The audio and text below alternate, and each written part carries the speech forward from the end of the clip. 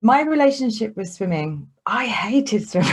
I really hated swimming growing up. And I don't know what it was. I think it felt like there seemed to be a mindset, certainly in my school or in my school culture, whatever. I was and am very arty, right? So I was arty, academic, sports not for you. It felt like it was something that wasn't accessible. I wonder whether anyone else here can relate. It's just it didn't even cross my mind. I felt deeply uncomfortable being near the pool. I had swim lessons when I was a child. I learned how to do some basic lengths, and then anything that I could do to avoid swimming, I'd do it, because it just felt like I didn't like the noise, I didn't like the chlorine, I didn't like the whole atmosphere of swimming. And feel free, guys, throughout the chat, just to sort of chime in. We can, in the chat box, if you resonate with anything. And so, yeah, it wasn't ever something that I'd have considered a fun thing to do. And yet here I am. But what about like wider than swimming then? Whereabouts were you brought up? Were you around the water? Yes. Yeah, weirdly. So I'm brought up sort of here, I'm from Cambridgeshire, and moved away for a while, but moved back. So I'm literally from this place that is surrounded by rivers and lakes, and there's boats is very much a part of where we are. And being near the water was something that I always really enjoyed. But I don't think I made a connection with water for my well-being at all. I'd perhaps associate going to the seaside or being near like a lake or something that I found, sort of nice and relaxing, but I didn't make a direct connection between fundamentals to my well-being and water until lockdown. And I'm 45 now, so there's been a lot of years without really consciously making that connection. Yeah. And did you have swimming lessons? I did. I was terrified. I had them. It was like a thing. Sort of probably similar to Swim Safe. I'm not sure, where it was like a 2-week kind of course that you learn the basics. And I was fairly confident, after that, but it wasn't something that was ever a regular part of my leisure time or my, sort of, hanging out with friends or kind of exercise. It never would have occurred to me to go swimming. Right. Cool. And so going past that, so sort of into your, years, like sort of, did you go to university? What sort of, what was going on Yeah, there? I went to uni in Hertfordshire, and I studied what's called two-dimensional design, which is a mixture of sort of graphics, textiles, and illustration. And I worked in London as a graphic designer.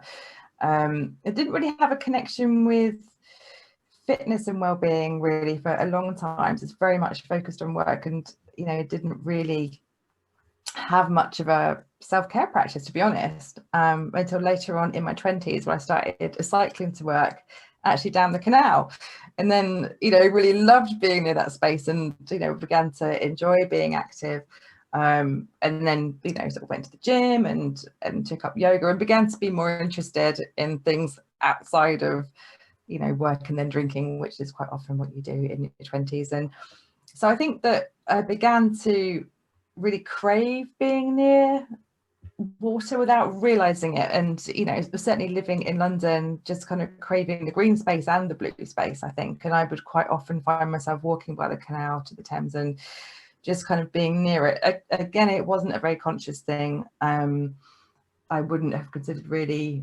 certainly not getting in the water. So I felt very kind of underconfident, and that would have felt something very daring, I think, if I think of my younger self at that stage.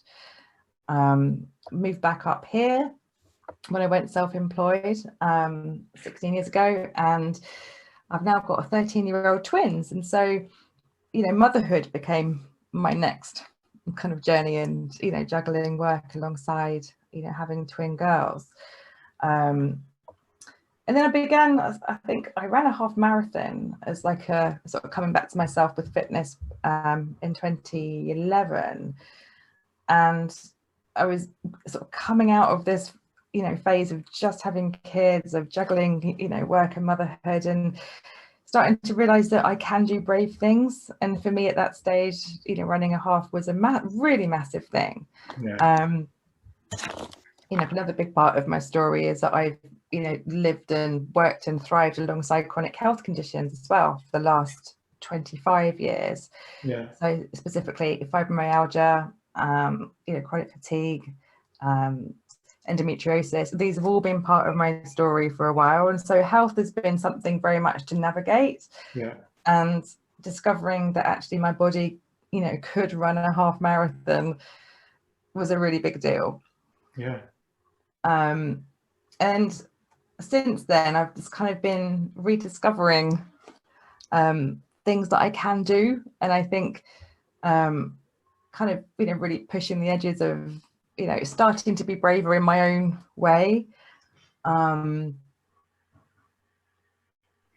Yeah, and water. So, you know, where we live currently, in the fens, not like the deep fens, but where, you know, where I live, there's, you know, there's some lakes actually that are just by my house, just over here, and they're, you know, sort of fishing lakes, and they're sort of nature reserve lakes, so you can't get in them. But I you know, for the last few years we've been here, just really enjoyed walking in the fields, walking near them.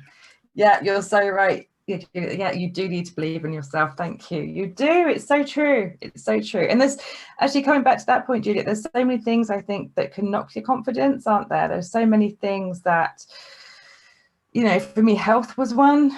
You know, sort of, can I trust my body to do stuff? Am I going to be all right? You know, if I do that, will I have the energy to do the next thing? You know, having kids and becoming a mum, you know, how do I juggle all those things that are now in the equation? Has always been something to kind of navigate. Scott, you'll put me back on track if I go. No, it's nice listening to you. I'm sort of like thinking like where I'm really interested in where your family were at that time, like as in you. I know we're going to go on to talk about your dad and things like that, but like you know, having twins and all that stuff going on, what was that? Were your family close, you know, by? That was, it was horrific and amazing at the same time. So my parents were divorced. My mum is nearby, but it isn't and wasn't really able to kind of engage or support. So and my dad and my step family kind of lived a bit further away. So I'm really, really lucky that my partner's family are very near, and we're really hands-on and really helpful.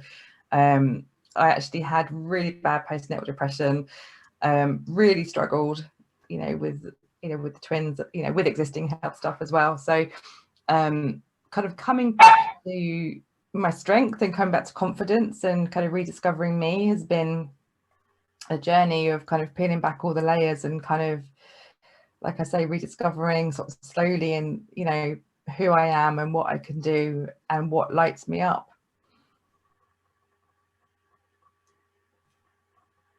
You had a dog barking, so you. Yeah, it was my dog. So it's all right. I'm sure she stopped, but yeah.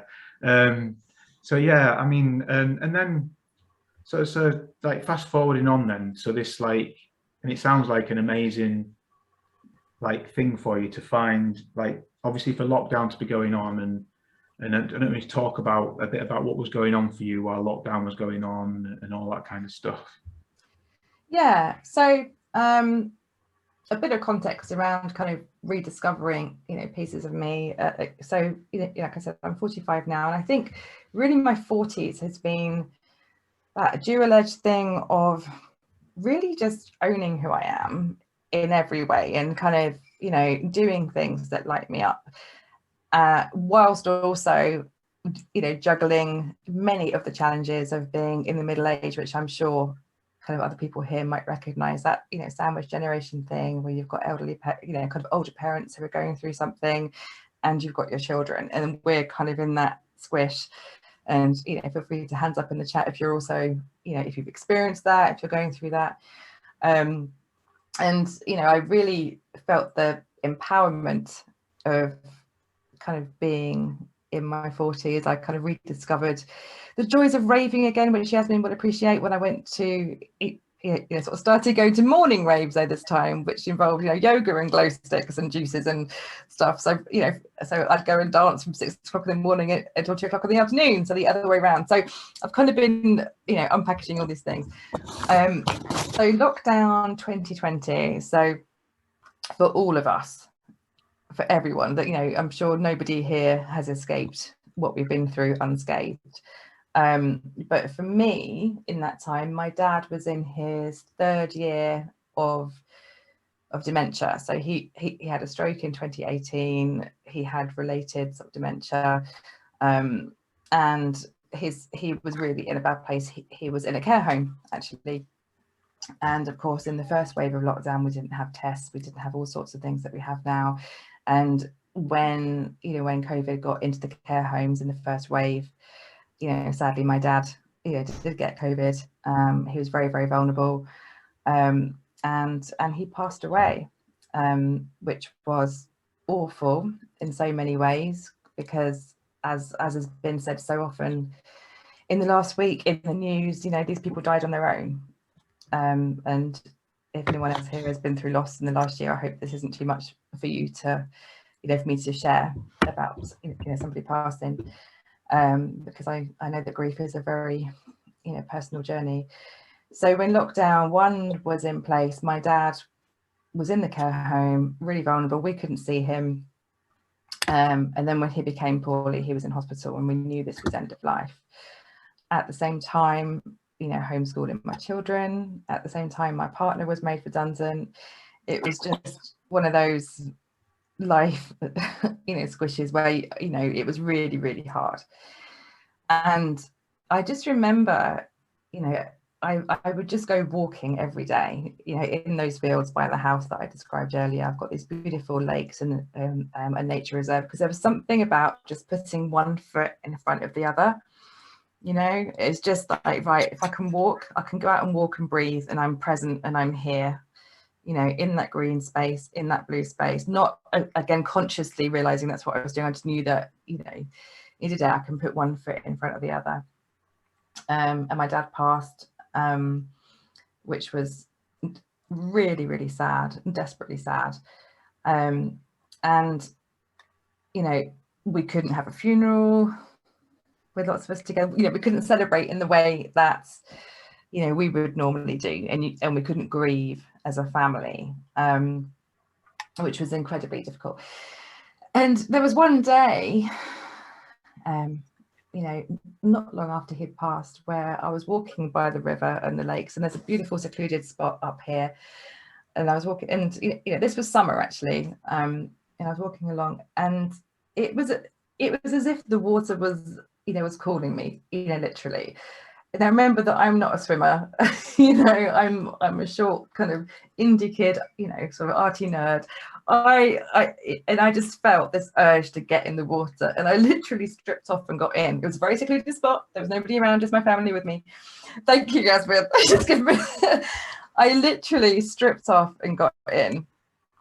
And I didn't even know that wild swimming was a thing. I didn't know that people swam in rivers and lakes. I had no idea, not any part of my awareness. And then, of course, I had that magic of, oh, well, this is amazing. This is amazing. And I felt what we all experience when we go into the water, which is being held by that body of water, just feeling held and looking up and seeing the trees and just feeling, that connection, and just going, oh, right. And I didn't swim far, I was naked. I just jumped in this random spot and then got out, all covered in mud, and walked home, had a cup of tea, and went, oh, that was great. And then I started going back every day because this was the thing that was helping me through this. Yeah, the ultimate first swim. Thank you, Julia. Yeah, if you're gonna do it, do it naked and muddy, right? And I did. I just started going back, to the river, and then I was like, where else can I dip near here?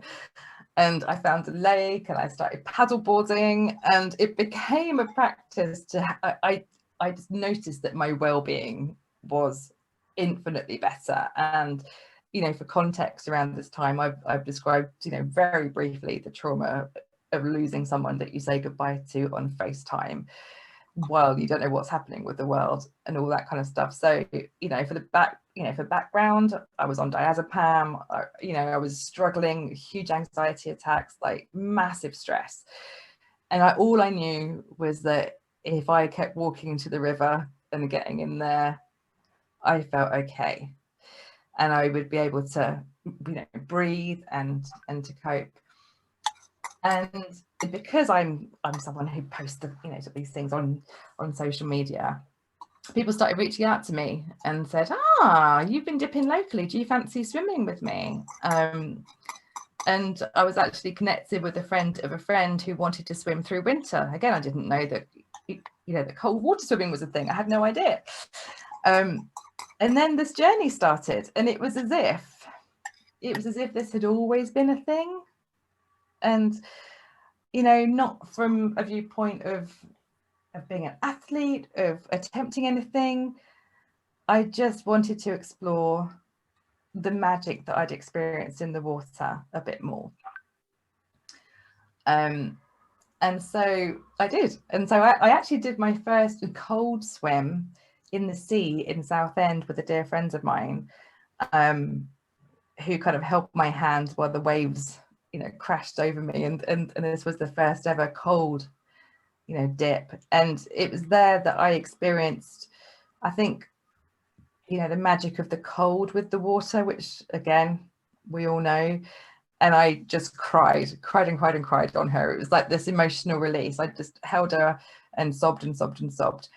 And in that first autumn, I would swim 2 or 3 times a week with a friend locally. And this was our journey together. The temperatures, were starting to get lower, and, we'd be learning more about this, where can we swim? How can we swim? What do we need? And, I would say to my friend Yasmin, I would often be quite anxious when I was driving to the river, because I had all this anxiety, all this grief, all this stuff. And I would take it to the water and would come out feeling like, as if I could cope again, as if I could carry on, as if I could, sort of manage the next thing. And it kind of escalated really quickly, actually, because it turns out that there was no local Bluetits, group near here. And my friend that I swam with in Southend was a member of the Bluetits group, and I had so many people around who had now, by now starting to ask me, what was going on, where was I swimming, how was it helping me? Yes, Juliet, yes, a special friendship, I think, is created in winter swimming, I have to say. So my friend Yasmin is a very dear friend of mine now, and she's my Wednesday, Sunday swimmer. And whilst I love swimming with groups, I love meeting new people, there's something really special about that soul therapy time, I think, almost. And we're both introverts, and we're both kind of view that as our sort of dip and chat session. And there was something really lovely about journeying with someone else in that weird liminal year, or 2 years, or especially 2020 being such a weird space. It was just magical to have someone to go to the water with and to kind of move through that. And I ended up founding the Cambridgeshire Bluetits, which I have to own the fact here that I felt not uncomfortable, because everyone's been really friendly locally, etc. I'm not a swimmer, I'm not an athlete, and I would see all these amazing people like you guys here who can swim really far, amazing distances and stuff. And I just kind of felt like, okay, well, loads of people are asking me about this. I know there's a container that offers support for this. I can help set that up locally, which is what I did. And that grew as so many groups have locally, that and in fact nationwide, that grew absolutely like wildfire. And we're now up to, I think, almost 2,000 members in just over a year or so. And that's something that that I've now stepped back from, because other things took over in life, but it has just exploded. And you know, a weird thing was I then became someone who was talking about this stuff, you know, again, completely new to me. But I think there was something about the fact that I'm not a typical swimmer. I'm not someone who swam at school. I've just discovered this magic. And I shared my story. I shared my story with the BBC. I've been in the Telegraph. I've been in Spirit and Destiny magazine and Top Santé, in Women magazine, all over the place, right? Because there's so many strands to this, which I think you guys will all recognize as well, that just tie in with that, you know, with that well-being. There's so many strands to it. One being, and I'm sure you guys will all, you know, recognize this, that once you've stripped down to your cozy and got in it, you know, in a kind of icy riverbank and stuff, you feel pretty brave, right? And you feel, you know, confident, and, you know, you feel like you can conquer the world just a little bit. And there's been something around that kind of there's something around that kind of energy as well, that, you know, I quite often post pictures, you know, in the swimming groups or you know, on my social media, and there's something about owning this body and how it is right now, and the fact that I'm enjoying this moment in time and I don't care, you know, all the shoulds and coulds of how you should look or what you can do. It's like I'm in this moment in time, in this water, you know, really connected with nature, and I'm so happy. And that's been amazing. And, you know, also the mental health part of my story has been a thing that has really caught on with people. I think the fact that, you know, like I said, I was, you know, sort of very deeply medicated, in all honesty, really struggling, really grieving. And in fact, that year, you know, we not only lost Dad, I think in total we lost 10 people throughout my family and extended friends. So it was like we had death after death after death after death, to the point where I just didn't know, you know, it was just, you know, not to dwell on something really awful, but it was really awful. And so the mental health part of it has become something that people have resonated with, that to take all of that grief in midlife, you know, to not know where to put it, and to find a completely new space that I would never have connected it with before in this way, has been incredible. And also the chronic fatigue and the endometriosis, you know, I've found, and also now journeying through perimenopause, if any other women here, you know, may be going through that or have experienced it, that's not fun. So it turns out that, again, you know, being held by that body of water, for me, the pain from, you know, a few of these things, yes, Andrea, from a few of these things, you know, I can go in with bone aches, with a foggy head, you know, with pain. And I have, obviously, you know, we all have to be aware of our body's limitations and what we might be able to do. And I can swim, and whether I'm swimming a kilometre or I'm swimbling around somewhere, just floating, the joy that I get from that is just incredible. I'm going to pause for a bit, Scott, because I'm chatting.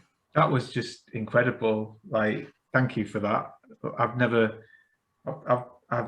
Yeah, I was sort of sat mesmerized listening to you speak, and I definitely went on a roller coaster of emotions. One minute I was struggling, next minute I was connecting with some of the things that you were saying. So yeah, it was, yeah, what a beautiful answer to a question. I can't remember the question. I can't remember. I do. It doesn't matter.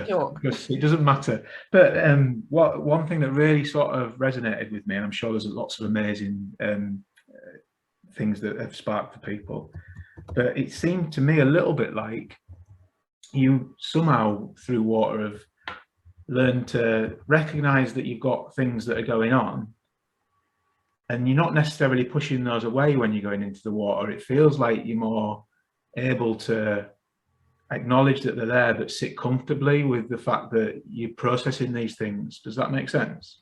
That's a beautiful way of putting it. Yeah, absolutely. I think that, I mean, the imagery of the riverbank and the river and the sea itself, right, just really indicates so much about life. And I will share, you know, where that journey has taken me next in a moment. But, you know, when we think about the fact that, you know, everything is water, you know, that, you know, those tears that I cry will end up in the river or will be part of the sea. It's all part of the cycle of life, right? It's part of the tea that we're drinking. It's part of the rain and the thunderstorm that's going to really throw us. Like, there's been something so enormous about recognizing the flow of life and, you know, the ferocity of the elements, and to just connect with that in deep grief has been huge. And yeah, there's definitely something, certainly with my, you know, smaller, you know, sort of friendly swims, it's just the kind of high, you know, I'm showing up and I'm being like anonymous, you know, sometimes. And, you know, even when I ran the big groups kind of thing, I'm just one of many, and it's great. And you're going to have laughs and you can hear everyone squealing and everyone's having fun and we're challenging ourselves a bit more.